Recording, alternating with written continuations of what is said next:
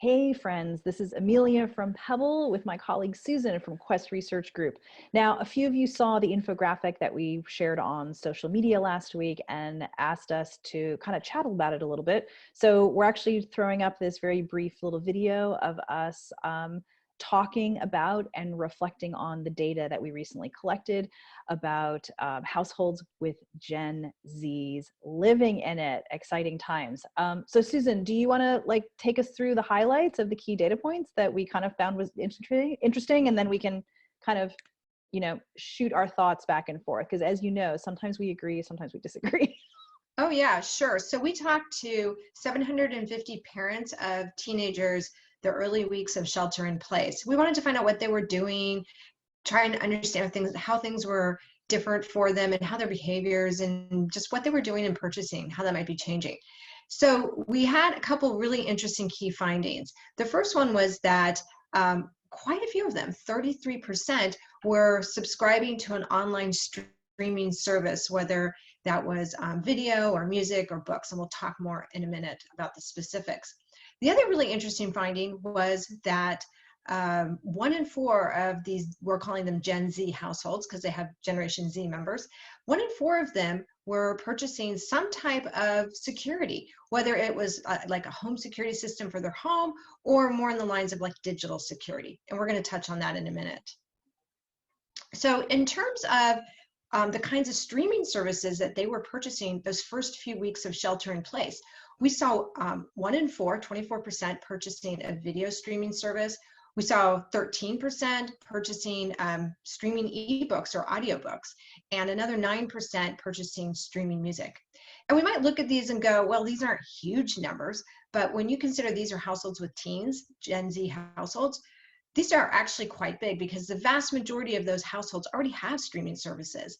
And for 24% who to say we're purchasing or we purchased during those first 2 weeks, this is really another streaming service. That's a big deal. And even the 13 and 9%, that's one in 10 purchasing audiobooks, 1 in 10 streaming music, knowing that many already had these, or at least many already had probably these types of services. Amelia, what are your impressions about this? Well, on the one hand, it didn't surprise me, and because we're seeing signals in the market anyway that this is happening, but of course, being a qualitative researcher, I like to think about, well, why are they doing it? What is this pointing to in terms of behaviors or needs that we have right now during the pandemic and during this lockdown? So I think there's a few things. One is obviously people and families and Gen Z households are stuck at home. And so there's a need to sort of entertain yourself in a different way since you can't really go out.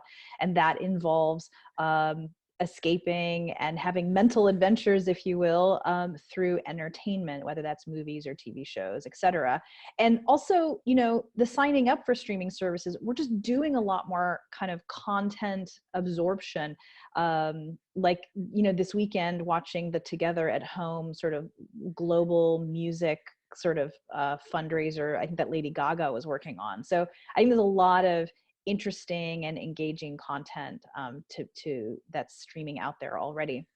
Yeah, sure. I have 2 teenagers and they don't really want me to read books to them anymore. We're long past that stage, but they will come together if I say, hey, it's movie night, we're going to watch a movie. It's a good transition to get them to go to bed. I don't want them staying up to all hours. I have a friend, she has teens also, and she said during the first week of shelter in place, they subscribed to the Disney Plus subscription.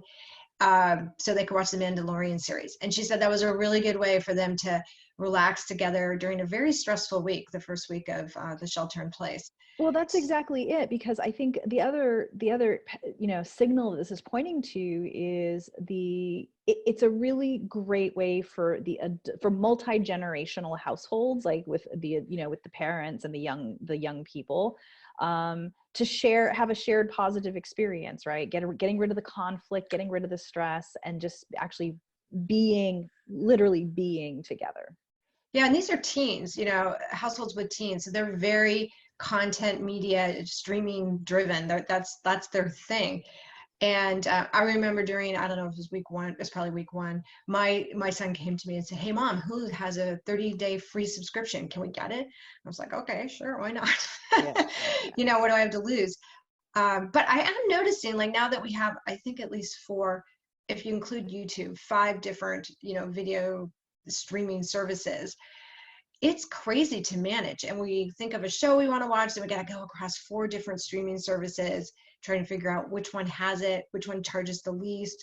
Definitely think there's an interesting opportunity there for someone to come in and make that a little easier for families. Well, yes, it is, which kind of is a nice segue to the next data points that we found that had to do around security and password management, which, you know, I'm passionate about.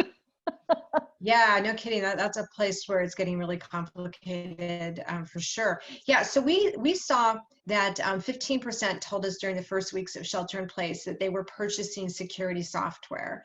Another, almost 1 in 10 told us that they were getting a password management software or app or tool.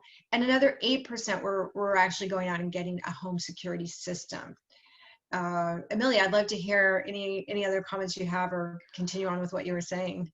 I'm actually really happy to see this because, you know, another kind of human theme that I think is just coming very much into focus for me is the need for control. During a time when consumers and everyday people, all of us, are being faced with forces that are making us change our behaviors, limit our freedoms, and do things to protect our community and ourselves. I think it can understandably have, you know, take a psychic toll on people to varying degrees, where you really feel like you're losing control over things that you always, that you never had to worry about or think about. And I think this emphasis on security software and home security and password management is an expression or a signal pointing to that in sort of our digital lives. For one reason, we're all of us, the young people, our Gen Zs, as well as the parents, we're all doing all our work and leaning on our digital connections a lot more for both school and work and all other things, which is bringing into greater focus the vulnerabilities, the digital vulnerabilities that we've always had there, right? We've heard about the Zoom bombings. We know there's some massive phishing scams going on. And we have to be diligent. And, you know, the consumer market to a certain degree has been a little bit behind in terms of really taking malware and security software seriously, and rigorous password management. So I, in a way, this to me gives me hope that these parts of the tech sector, from a consumer standpoint, are going to be a little more active.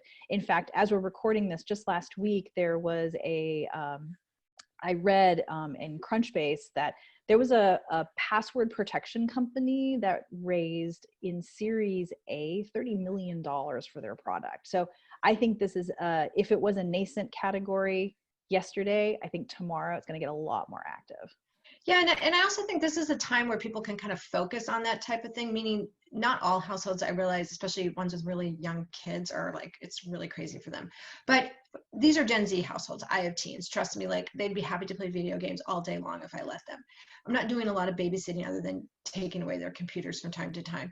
So I actually do have a little more free time, and it allows me to focus in on some of these. For me, this is like a chore, like online security, but to focus in on it, get it done, make sure our systems are locked up the way they should be, get a password management tool. And because I have teens in the household, you know, I got free IT support here as well. And it's helpful to get their perspective.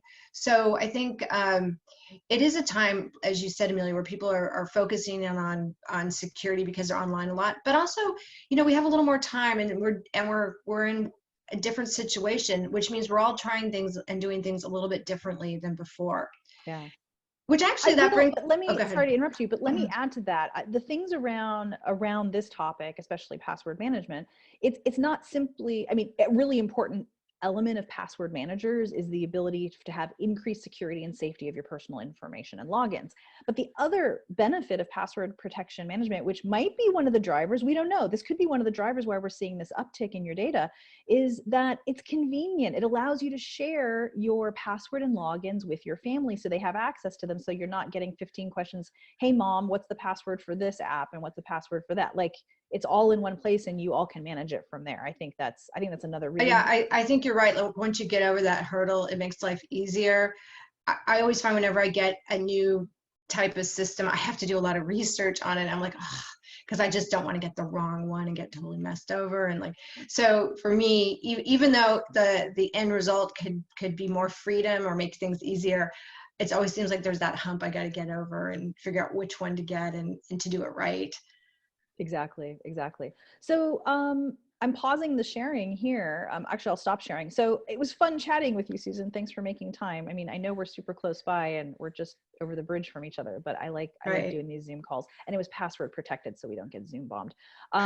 Friends, if you found this interesting or enjoyable or just a fun distraction, let us know down in the comments. And then also, if there's questions that you have or things that you think we should be looking at with future studies and surveys that we're doing, let us know, because Susan and I might actually pick that up and run with it. It could be really interesting. Definitely. Thanks, Amelia. See ya.